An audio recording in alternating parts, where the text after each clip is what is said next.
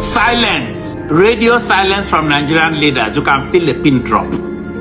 Trump strikes, the Sultan is silent. After Trump has stricken, where is the Sultan? Where is the Sultan of Sokoto after Trump Christmas strike? Where in the world is he? Where is President Bola Tinubu? I don't hear anything from him. Where is the usually loud, garrulous, talkative Senate President Godswill Akpabio, who likes to talk a lot? Suddenly, is quiet.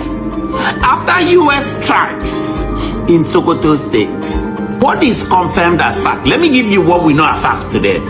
So let us ground this in verifiable facts. The United States Africa Command, AFRICOM, stated that multiple ISIS-linked militants were killed in U.S. strikes in Sokoto State.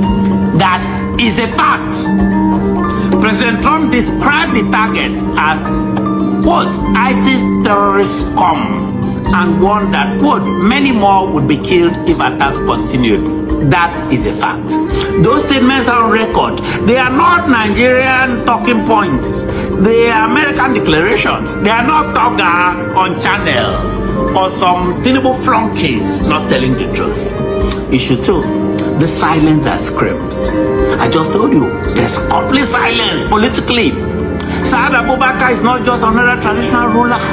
He is the spiritual head of Sunni Muslims in Nigeria and the symbolic heir of the Sokoto Caliphate, founded in 1804. So when bombs fall in Sokoto State under his jurisdiction and the Sultan disappears from public view, that absence becomes the headline, especially considering the fact that the Sultan seems to comment on everything in Nigeria. He did not give an emergency address. He did not condemn the bombing. He did not give any reassurance to Nigerians who live in Sokoto. He did not even reassure Muslims who live in Sokoto State. Silence. Issue 3. Why was Sokoto struck first? People were thinking it would be Maiduguri. What I'm doing now is analysis, not an allegation. Sokoto is not just geography. A lot of people don't realize this. It is ideology. It is symbolic authority. Hit Sokoto and the message ripples across the 12 Caliphate Nigerian states, operating Sharia, dividing the country today. Defiantly against Trump warning this, they keep doing this. You do not start with the periphery when you want attention. You start with the symbol. That is why Sokoto matters. When it comes to this Christian terrorism, Sokoto is actually everything. That is where everything emanates. Issue 4, Sharia, power and allegations. Let me be precise. Many critics and civil service voices allege the following. I'll state the allegations that the Sultanate has failed to speak forcefully against repeated killing of Christians within areas historically under under the Caliphate, under its influence. 2, this silence is seen by victims as moral complicity, not neutrality. So these are allegations and perceptions, not court judgments. But leadership lives or dies by moral clarity, any leadership. And silence in moments like this is not neutral. When 3 Catholic priests are dying somewhere, it is the responsibility of the Caliphate. Issue 5, Washington versus Abuja, the lie exposed. Now, to the contradiction that we cannot ignore. I have tried to address this before, but Nigeria keeps coming out with this narrative. Nigerian Foreign Minister Toga, a Tinubu flunky, claimed that the U.S. acted to go and bomb that place in Sokoto State with Nigerian approval. The Sahara reporters today, Sunday, published a report quoting U.S. officials, stating clearly that the United States did not seek approval before the strikes. Let me repeat this. They did not seek approval. The United States did not seek Nigerian approval. They don't trust those Nigerian military, which have been infiltrated. That means Nigerians were lied to.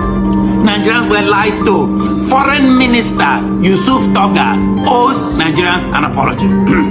President Tinubu, who sent him, owes Nigerian apology. Even with his silence, he owes apology. So I say this to them. Stop lying to the people.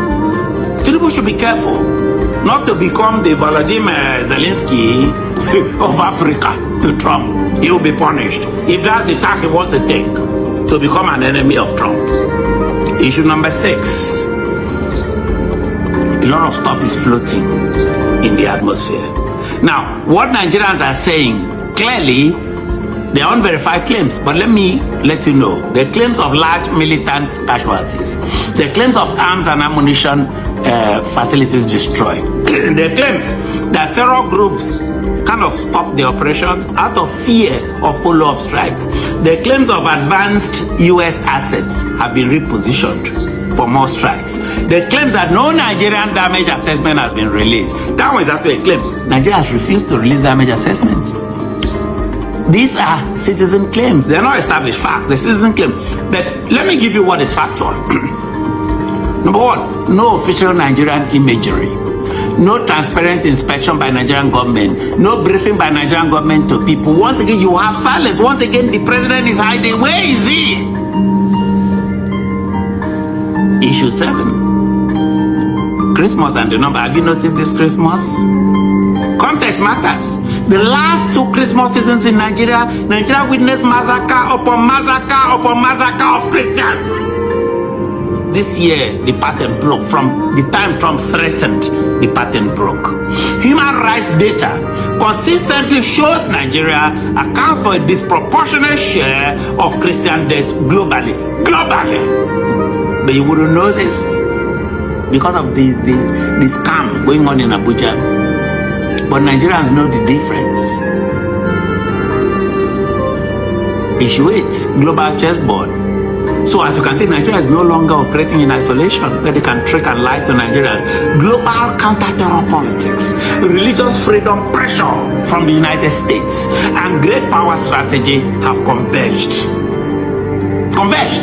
When a state loses control of the security narrative, others define it and act on it.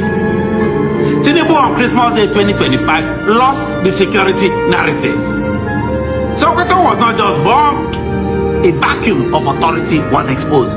Real authority. So in conclusion, I ask again, where is the Sultan of Sokoto? Where is the President of Nigeria, Bola Tinubu? Where is the loud Senate President, Godswill Akpabio? When bombs fall and leaders vanish, absence becomes evidence. Evidence of fear, of failure, of complicity. Nigeria is in deep trouble.